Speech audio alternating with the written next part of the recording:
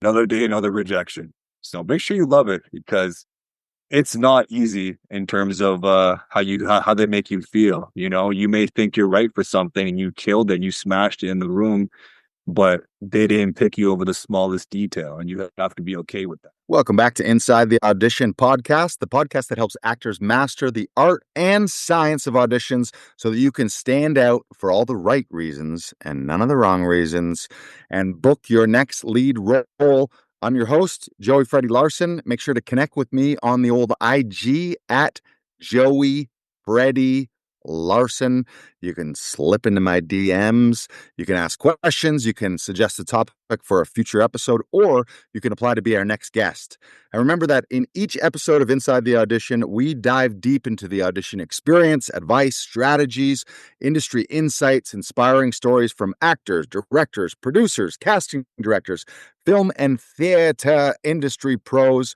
So whether you're an emerging actor or maybe you're a longtime professional seasoned vet, Inside the Audition is your backstage pass to audition success.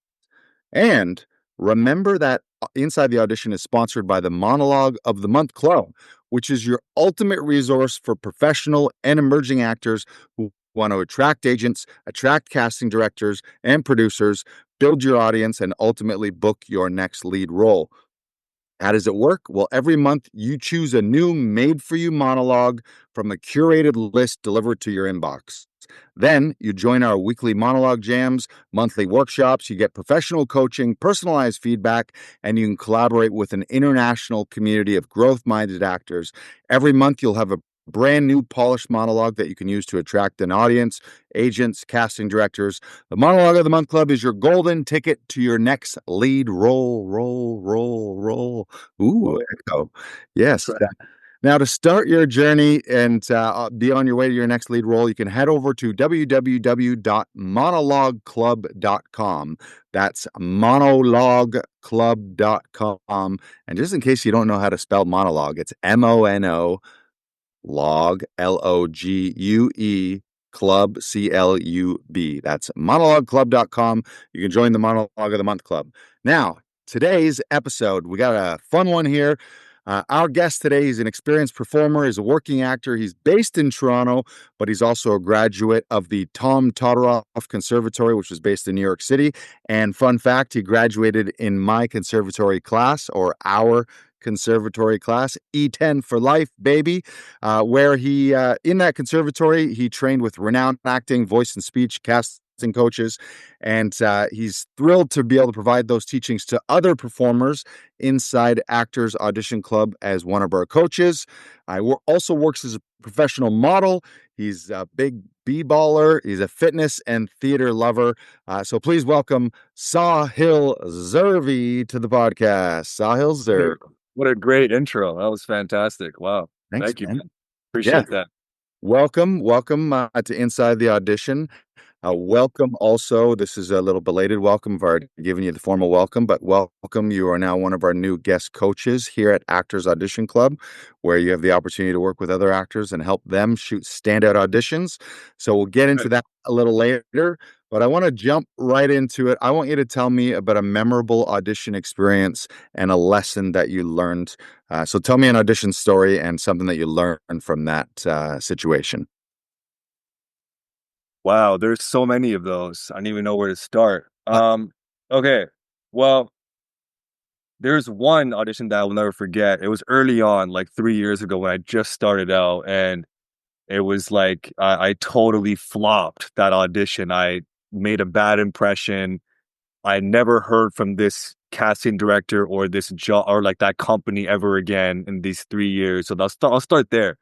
So like 3 years ago, when I was first starting out, I'm still starting out, but when I first started auditioning, um, it was during COVID. It was like in 2021, like right when me and you started class for drama school. And so what was happening was they weren't calling people to the studio, as you know, rightfully so. Everything was through Zoom, callbacks, everything. So this particular company, they wanted me to audition, and the first audition that they wanted me to do was over Zoom. It wasn't a self-tape. Like I was supposed to meet the director and the casting director and the producer in the room over Zoom like this. And so, of course, me not knowing anything about the craft, I didn't know about how to prepare, how to audition, how to like be ready for that opportunity.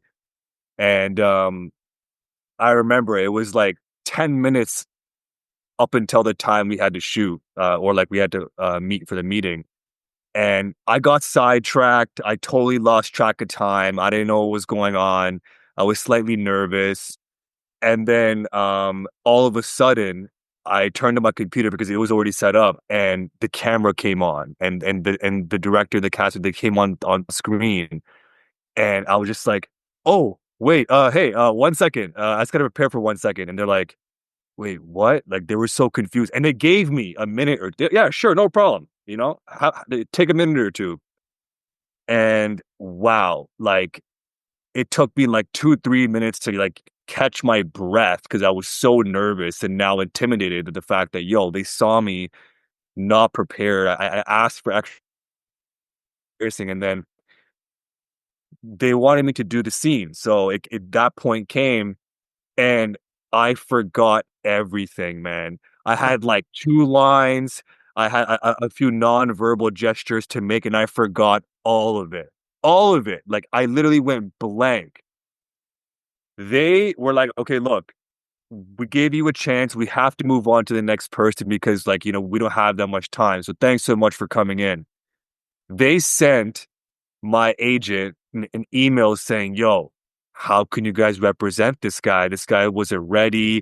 He's not trained. I can tell this is embarrassing. Please don't submit people like that. That was one story that I vowed to myself that that would be the last time that that would ever happen, because it was embarrassing. It was humiliating. Because I I'm not usually late for things like that. And I just realized how unprepared I truly was, and that was like the start of like, okay, now I'm gonna approach this stuff really differently. I'm really gonna take this serious. And that was the one and only time I was ever late, and I was unprepared for in 3 years. So that's one that was pretty embarrassing. And yes, I haven't heard from them since then. Because usually with a company, they may request you to audition the next year or in 6 months. You may hear from the same companies, but never again. Like I've never. It was Quest Trade. Right. The I Quest love Trade. that. I love that, man. Thank you for sharing that.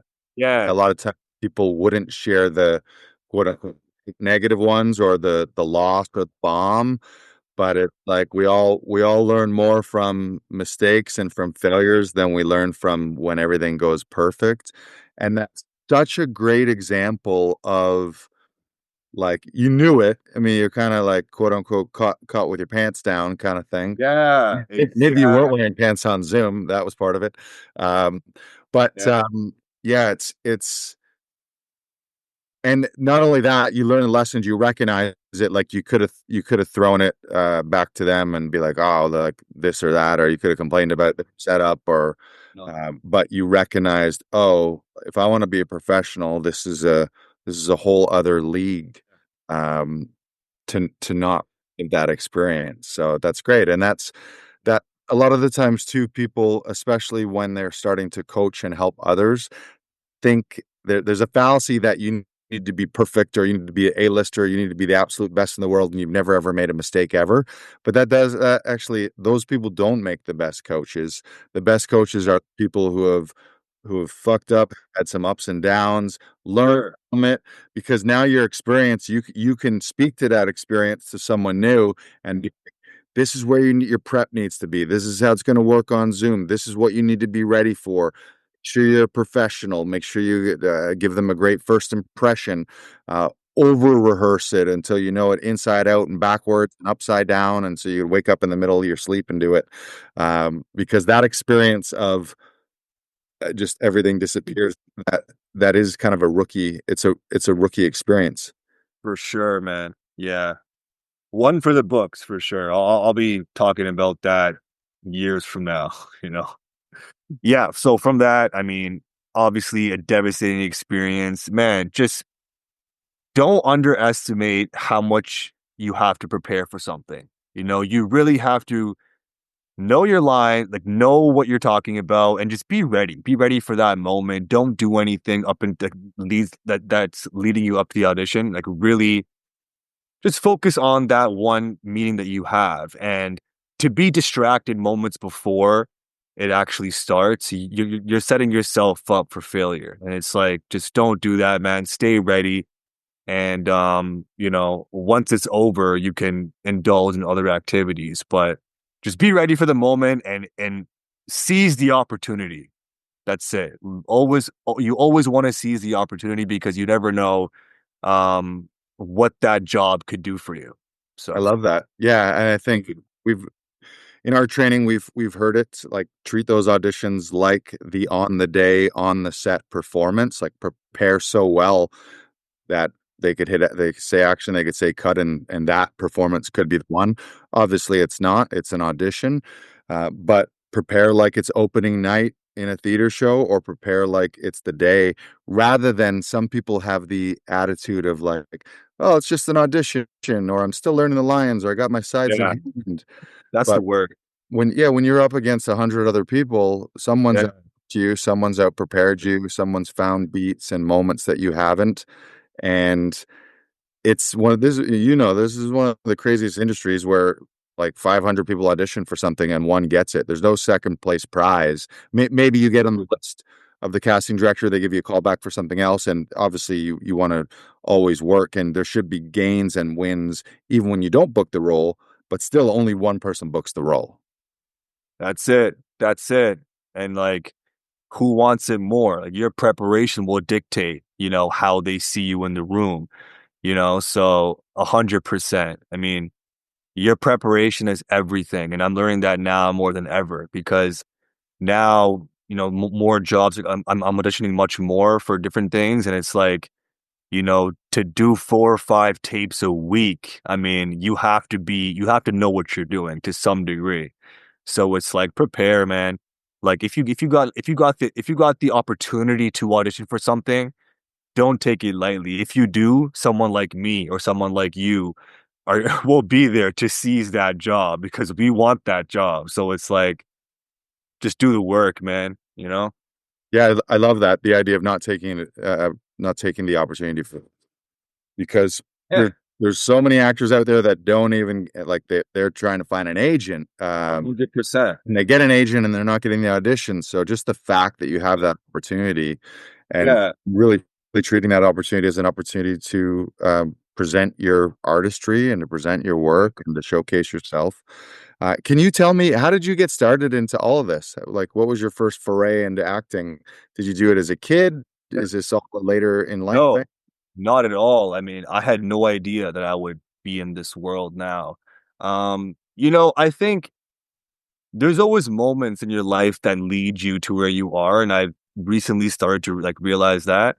But it started off like through modeling, to be honest. That was like my start for everything. After I was playing basketball for York and I kind of took a break, um, I started to model. Like a few brands would reach out to me saying, "Hey, we like your look. We want you to be part of our campaign." And then my cousin started a brand called Committee Members. That was huge. I mean, that really put me on the map in terms of like exposure. Like my face was exposed to so many different markets and communities. And then I was working with them for like 3 straight years, and I was in all their lookbooks, all their campaigns. And then from there, I remember I had, from there, I started to book like real jobs, like real modeling jobs. Like they're paying me to be on set. I was working with like all these different companies, Nomad, Cotton, Simons Canada. And it keeps going on and on. And then I remember this one job I had. I think it was for Simons Canada, I think. But either way, they wanted me to say a line in like this one little, spec commercial that they were shooting. And I remember I was like, whoa, this is interesting. This is a different side of the camera. As a model, your job is to create that relationship with the camera. aesthetically with your look, with your eyes, and just your body language and your energy. That's what it is. And I just remember that experience being for me being like, oh wow, like, this is kind of cool. And then, yo, I got lucky, man. I self-submitted to some agents in Toronto because I had acquired like, a portfolio. I had all this content that I did just for free, like free work that I've done for different companies, or it was paid jobs as well. And then I submitted to like all these top agencies, and then, Bella, shout out to Bella, best agent ever. Um, she reached out and she's like, "Hey, I like this stuff. Call me. I want to talk to you more. I want to learn more about you." And then I signed with her, and then I just started to audition from there, and just kept going up.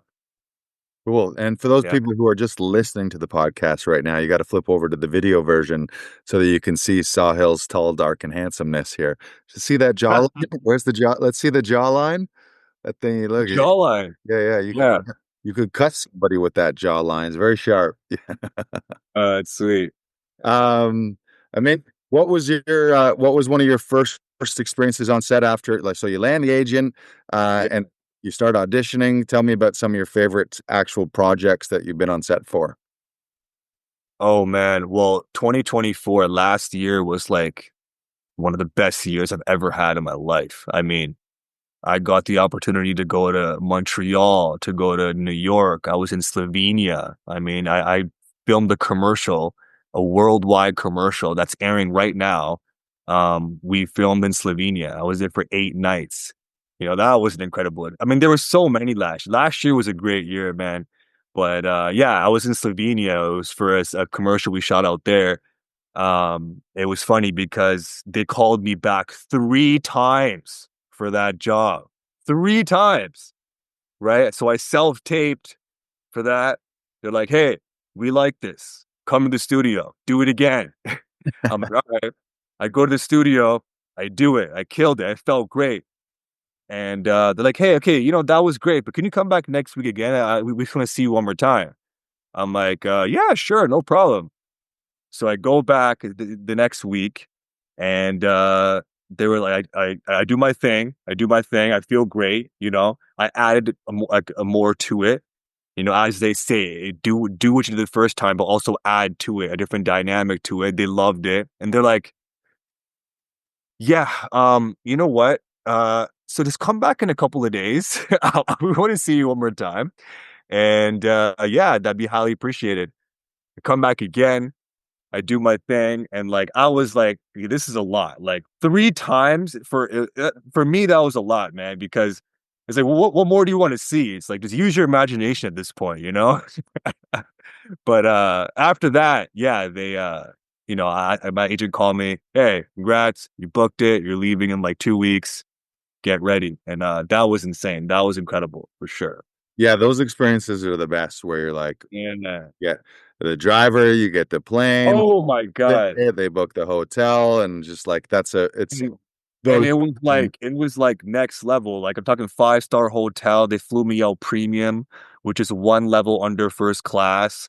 Like, oh my God, it was like spending money per day. Like it's that like once you get a taste of the extreme, Lars, it's so hard to go back. Like that was an extreme moment for me where I was like, yo, this is really happening right now, Right. you know? Yeah, yeah, it's those next level moments where you're like, "Oh, this now instead of being the outlier moment needs to be the new norm. Like, this is how I want my life to go all the time." Yeah. I Yo, just for had that sure. experience going to Dubai, where I went to Dubai and I was like, "Oh, yeah, this is a whole level of lifestyle, of wealth, of opulence, of concierge and technology and finance and money." And I'm just like, "Oh, this is a whole other level of living here." But yeah, we could talk. I won't talk about Dubai, but I could talk about Dubai for. I should do a full episode just on my trip to Dubai. It was very inspiring. Good. You should. So let's get back to you though. I want to talk a little bit about process. So obviously, auditions are the way most of us land those gigs until you're at the point where either you're creating material or getting direct offers. So being able to execute and turn around and shoot a standout audition in a short amount of time under a tight deadline where you present fantastic work is the key to booking these jobs. So an email lands in your inbox. What does Sahil do? What's your operation? What's your SOP, your checklist when you go into audition mode? Tell us about that. Well, so it's always the same approach, to the tape and to like to the audition in terms of I go through my checklist of what I do. I mean, not everybody like learned the craft of how to audition. Me and you did. We have the formal training, so for me, it's a little bit. I follow a checklist of what I need to do for that particular audition, and as you know, each one is completely different. So, but even though it's different, you still like the mechanics of what you're doing is still the same. So I think for me, it's you receive it, you obviously read it, you read it forwards and backwards, understand it, and yeah, you go through the guideposts. If anyone knows what they are, there's the 12 guideposts that we go through, which is the Todorov technique that we use. And we use the guideposts and just see, okay, who am I talking to? What do I want? What's getting in the way of what I want? And how am I gonna go get it? Right, regardless of what's the obstacle is. And when you ask those questions, I think that's really important because in every scene, as most actors know, well, every actor should know this, but you should always want something in the scene urgently now, right? You always want something. You're fighting to get something, right? You're fighting to get the girl. You're fighting for your parents' approval. You're fighting to get that job, or you're fighting to get your brother to prove that he loves you. Anything in the scene that it requires, that's how you want to approach it, or that's how you want to see it, because when you're fighting for something in the scene, that creates the relationship, it creates the conflict, it creates the importance, and it just shows that okay, you're fighting, you're competing in the scene. But I love that's yeah, that's like a start. That's how I would start, like approaching the scene, but it goes deeper than that. But yeah, we can go a little deeper. The one thing I just do want to highlight is just the importance of who am I talking to and what do I want, aka why am I talking? Like those yes, two things often when I'm working with actors, a lot of the times they even haven't asked those basic questions, or maybe they just haven't gone deeper enough where it's like the answer, who am I talking to? I'm talking to my wife. Well, yeah, pretty generic wife. I'm talking to the yeah, love of my life. I'm talking to my high school sweetheart, and she's also the child. She's the mother of five of my kids, and she's my also my best friend. But right now we're going through a little bit of a bumpy road, and we've had some issues. So she might be leaving, and this might be my last chance to convince her that divorce is the wrong. Like all of a sudden, that is way more informed than I'm talking to my wife. yeah, yeah, So how can we infuse it with more love, with more humor? And then what are you actually fighting for? And what's the strongest way that you can be fighting for? People answer those two questions and answer them deeply. And all of a sudden their audition is a lot stronger than yeah. a surface level read. Is there anything else that's part of your audition, like rituals or process? Um, hmm. Yeah, so outside of that, I mean, it's a lot of it's following your instincts as well, like following your gut. I think that really helps. It's really important to follow your intuition because sometimes you may make a choice in the moment instinctively that it's so truthful. Because you're being available to the moment where like us choices come out that are just so authentic and they're so true to the moment that might be a choice that you might want to go with, right? Depending on how you feel. So, but rehearsal is important. You got to rehearse. I mean, I'm talking like a pro up here, but I mean, it's a craft. I mean, this is what you got to do. Yeah, you got to rehearse. I mean, rehearsing is so important. Like, it's so important. I'm shocked at how like I work with actors on stuff and just they don't rehearse. Like they do it like two, three times, and they think they're ready to shoot it, and it's like that may. I mean, that may work sometimes, but I think it's important to really know what you're talking about. Not memorizing, you're not memorizing your lines. When people say that, I cringe at that every time. Like, yeah, I'm memorizing lines. It's like you're not memorizing anything. You're understanding, you're learning, you're learning what the text is, right?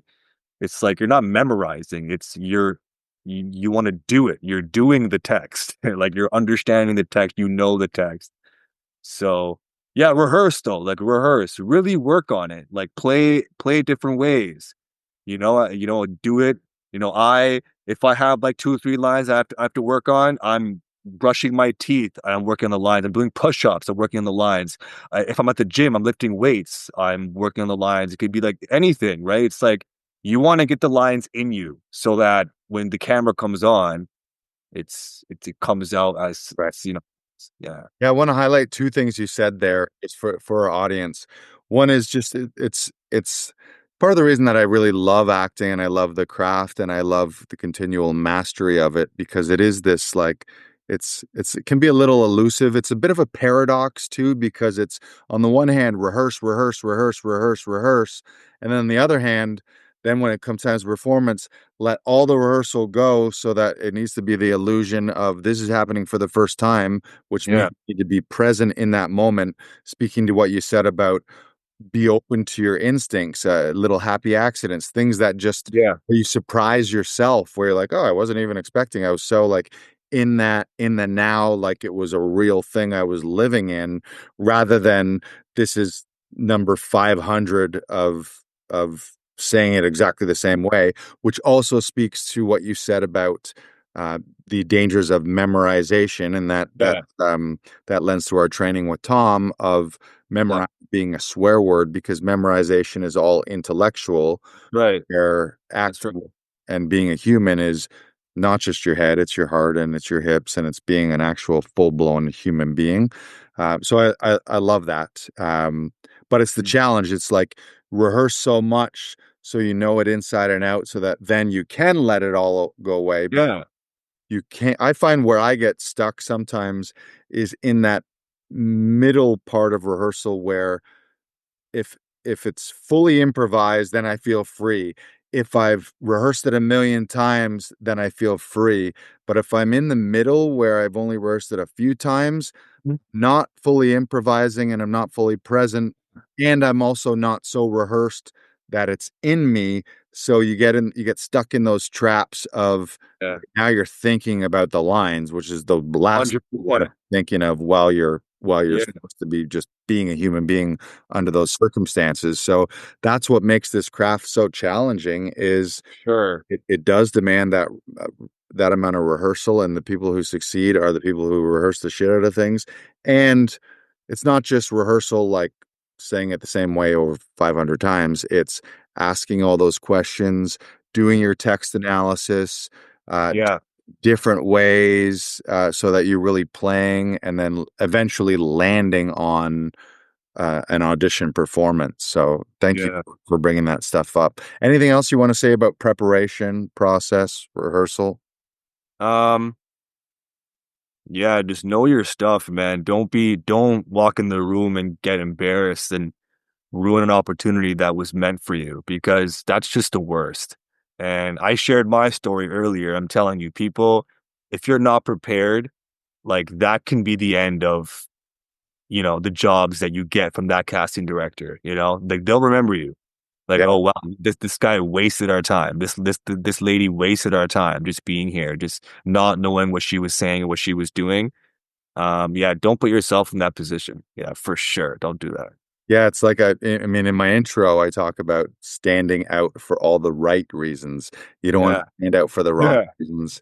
It is first impressions. Now, eventually, that casting director may have you back, but if their first impression of you is an underprepared, or what they might lump in the amateur side of things in a craft where there's so many professionals and trained people who take it so seriously, then uh, Yeah. you don't want to And get in that amateur pile. and lastly, it's like it's because it's so meticulous. Like every one little mistake can cost you the job. And I've seen situations where that's happened. Like I was, for example, I'll tell you a quick story. I have a friend who's a casting director at Ground Glass Casting, which is I'm sure you've heard of them. Yep, They're of course. great. They book a bunch of like network television series and like film whatever. So I just sat in with this one audition because my friend's like, "Hey, come in, come see our experience." And I was like, "Sure." I was flattered to be invited in the room. So they were casting for a play at the Bygone Theater in Toronto, and this this girl came in, and before she came in, all the producers were saying, "Hey, like we like this girl. Like she's coming in, guys. She might be the one. Everyone watch closely, and let's see what she could do." Right. So she comes in the room, and I could see right away why they were looking at her. She aesthetically, she looked great. Her fit was amazing. Hair was done nice, and there was one particular line that she had to say in this little monologue. And I remember the line was, the queen was moving swiftly on our stage, right? That was the line. She came in saying, the queen was moving swiftly on our stage. And then the CD was like, hey, okay, so do it again, but the word is pronounced hour. So think about all the words that have hour in it. Hour, devour, flowers, right? So say our, not our. So she's like, all right, cool. So she comes in and she's not, she's there. And then she says it again. And she goes, the queen was moving swiftly on our stage. She forgot the note again. As soon as it was over, they were like, okay, Katrina, thanks so much. Have a nice day. All right. And I knew that that was it. They were not going to call her back. Right. And they didn't. They went with someone completely different. So it's like, know what you're saying. If you mess up even one word, they will remove you from consideration right then and there for that one word that you mispronounce because they don't have time to teach you. They want someone who's ready to rock tomorrow night. You know what I'm saying? Tomorrow, maybe a couple of days. They can't hold your hand and be like, "Hey, can you rehearse more, work on the text a little more, pronounce this properly?" They want someone who's ready to go. So it's like that's just an example of like why you should always be ready. And that taught me a big lesson too. One word. It was three letters. She was Yeah, supposed to say hour. yeah, Kept saying yeah. oh. It's like, And well, in that example, it really wasn't the mistake initially, it was the inability to incorporate the note. That take direction. that was the doom. That's what doomed. Yeah, Yeah. Yeah, yeah, that's man. a great example. I mean, it's so specific, and sometimes actors take that for granted. They take their voice and speech and diction, but 100%. in 100%. theater, everybody in the audience needs to hear every word. They can't press pause and rewind and be like, "What did she say there?" They're Yeah, man. looking around they're like, I'm lost. I don't know what the hell's going on." That's a great story. Thank you for sharing that. Now, I'm really excited because recently you've joined our team here at Actors Audition Club as one of our coaches. You've been helping people in the studio here in Toronto and also online virtually. Yeah. Tell me, first of all, why you wanted to do that. I put out the call on social media that we were looking for new coaches. You were one of the ones who answered. I was pumped when I saw it. But what's exciting you about doing this, and why did you choose to join the team? Yeah, I mean, as someone who's always auditioning, like a lot, gratefully, I love that. Like, thank God. I mean, I have no idea what else I would be doing with my time, but I'm always auditioning. So I actually have the experience and I've acquired the tools to audition and to do my best in, for a self tape or for an audition. I think that I feel like actors don't have the same tools that I have. They don't have the same understanding. So it's like I want to help out if I can in some capacity. And I'm still learning. I'm still growing. I'm not like Denzel Washington, but you know, I've been doing this for like 3 years now. So I've acquired some experience and some like a craft where I think it'll be beneficial for actors who are either up and coming, they're already working actors. That's why, and also just the setup that you guys have, I think it's a amazing setup. You guys have the Zoom option, the in studio option. And I was like, wow, this is perfect. Like, why not? And I'm already helping out actors pro bono, on my own time. actors. I have so many friends, who call me all the time saying, "Hey, I need a reader. I need a reader. Can you help me out?" I'm like, "Yeah, sure." So I was like, "Hey, why not, do this for real?" Yeah, man. Can you you've done a few. We just brought you on a couple weeks ago. Yeah, Tell us some experiences and what you like. You don't need to mention any projects or names, but like yeah. how do you specifically help an actor, or what's your mindset in okay, because our job is make oh, hang on one second. Yeah. Am I back? Yeah. You hear me okay? Yep. I can hear you. Why am I not hearing you? Keep talking. Yep. I can hear Hey, you. it's great. So, what I was saying is, as a coach, it's not our job to help them reach perfection. We don't Yeah. be the be all and end all. It's just Yeah. if an actor comes in here and I'm making a motion with my hand, and we want to get them to here, and I'm making the motion of a little higher. So it's how can we unlock something? How can we help them find a moment that maybe they didn't see, something in the text analysis? Can we help Yeah. them humor, some love? Can we help them with a moment before, with a button? Can we help them with something physical? What's your outlook when you're working with an actor? How do you help them? Yeah. I mean, it's all those things. I mean, and it's just it depends on the coach, right? Like the coach has a big deal on how the audition will go because it's our job to see things that the actor doesn't see, right? It's our job to see and to honestly also like yeah, to help them make the strongest choice for that particular piece of work. And I think yeah, for me it depends on how prepared the actor is, right? With the Actors Audition Club, thankfully everyone is always 100% prepared.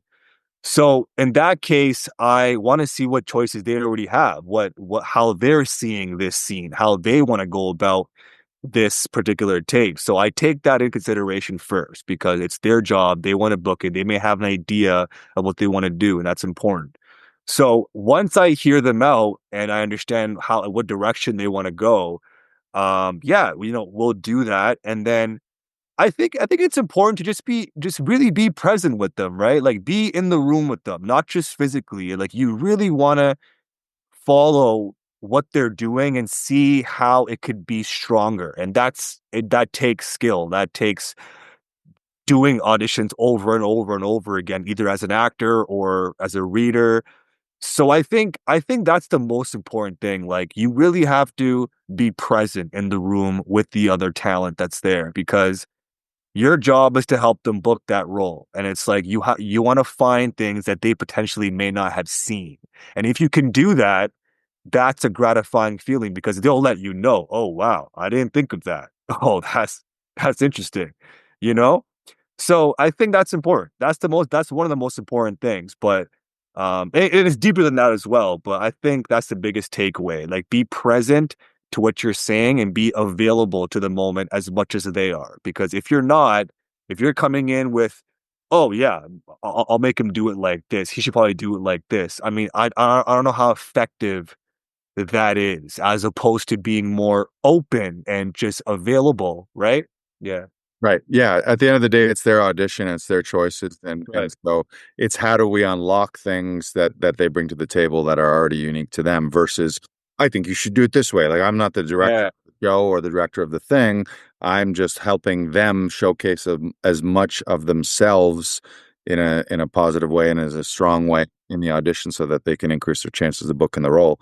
But that's not a right or wrong. It's like, our training, it's not right or wrong, it's weak or strong. And which clearly you can look at two versions and be like, oh, this second version is stronger. Is it right or wrong? Is it what quote unquote they want? Who the hell knows?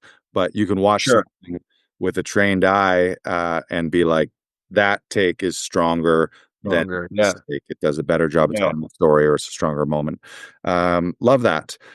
Anything else? Any other advice Um, to auditioning actors? Any other things that you're excited and looking forward to helping them with? I'm just so it's so interesting for me to just see how they prepare.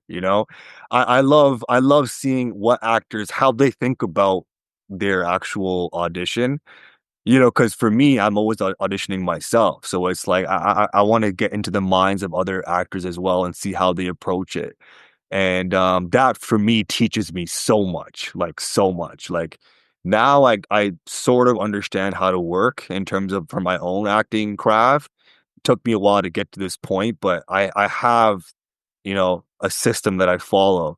And it's like it's cool to see what other actors do because that can teach you like what Right. like they may say something or they may talk about a particular rehearsal technique that you may not have known, and then you can incorporate that into your craft and just things like that. But also just the impact. I mean, like the last person I coached with the club, like he was so grateful. Like he was like, "Oh my God, I didn't see that choice. That was a great choice that Right. you put in. Like thanks for making that choice." I was like, "Yeah, man, no problem. That's why I'm here." But that's a good feeling too. I really like that when they see the value in what you have to offer. Yeah, that's huge, and really the importance of coaching. I want to make this clear to all of our listeners. Is some again, sometimes people are like, "I can't pay to audition." Well, you're not paying to audition. You're paying for insight and coaching outside your own brain. And what coaching Yeah, is in any industry, doesn't matter whether it's sports or business or acting. Coaches help you see your blind spots. They help you see yeah, things that you didn't see. It's the idea of 1 + 1 = 3. A collaborative mind is going to create things that one person couldn't create on their own. So when you have that outside eye, especially when it's someone who's trained, not only as a trained actor, but they're training as a coach and improving their coaching skills, that's so different than your untrained neighbor or your spouse or your uncle, your like I just this is my plea to actors out there, and don't listen to this if you don't want to listen to this and just let other people book the roles. But if you're always relying on someone who is untrained, and if you're taking any kind of notes from someone who has no acting training, no directorial training, no storytelling training, I think you're leaving potentially a lot on the table. You're leaving so much on the table. I'm worried about the table. The table might fall down and the legs are going to yeah, collapse versus when you work with someone who's like if your spouse is a trained actor, then great, keep doing that. However, sometimes the issue is, am I getting a note here? Is this an actor or director note, or is this a boyfriend girlfriend wife husband note that I'm getting? So sometimes even when they are a trained actor, it's tough to decipher. But yeah, just the importance of investing, and again, to invest in a coach for an audition, you're not paying to audition, you're paying and investing in yourself to unlock things in yourself, much in the same way that would you get better results when you go to the gym and you have a trainer pushing you a little harder and giving you that the yeah, actual technique and the proper way to do things biomechanically, yeah. or do you get better results when you just do it on your own and you watch some free YouTube videos? Completely. Everybody can do that. So that's why we exist at Actors Audition Club. That's why we've Yeah, since 2017 helped. I think we're up to like nearly 6,000 auditions that we've helped run, helping actors book lead roles in TV, film, theater, yeah, voiceover, commercials, all those things. So, yeah. any other final words for our actors out there? Final words for them. Some serve, some Zerv inspiration. By the Oh way, wow. I just want to say I love your last name. It's one of my favorite last. Your whole name, Sahil Zirvi. Sahil Zirvi. I love in my head. You don't know this maybe, but in my head, I'm always saying the Zervster, the Zervinator, Zervy Zerv. That's so funny. Yeah, man, Zervi. It's like, yeah, it's actually our family is the only family who has that last name. And to be honest, it's because my grandfather, he was a singer in Punjab, where I'm from, a classical singer, and he's from a city called Zira, Zira. So they just call him, the Zervi guy is here. Like, so like it just became like a thing. So that's how we got that name. But anyways, um, advice for actors. That's so funny. Yeah, tips, inspiration, and the Yeah. good way to frame it. What Uh, would you tell your younger self to knowing what you know now? Yeah, I mean, I'm still learning every day. I don't know everything. You know, I love this craft so much, so I'm still working and learning. But I would just say, just, you know, make sure you love it. Make sure you love it. There's a lot of rejection, man. Another day, another rejection. So make sure you love it because it's not easy in terms of how they make you feel. You may think you're right for something and you killed it, you smashed it in the room, but they didn't pick you over the smallest detail, and you have to be okay with that. So I think that's the biggest thing. If you're good with that, like that's gonna help you a lot. But it took me like a year to learn that. Like the first year, I was like, damn, I'm not book. If you stay with it and like you believe in yourself and you love the craft, you love auditioning, then it gets more rewarding. Well said.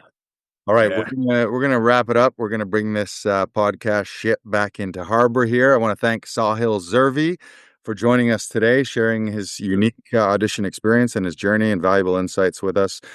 Make sure you can connect with Sahil. Is Instagram the best place?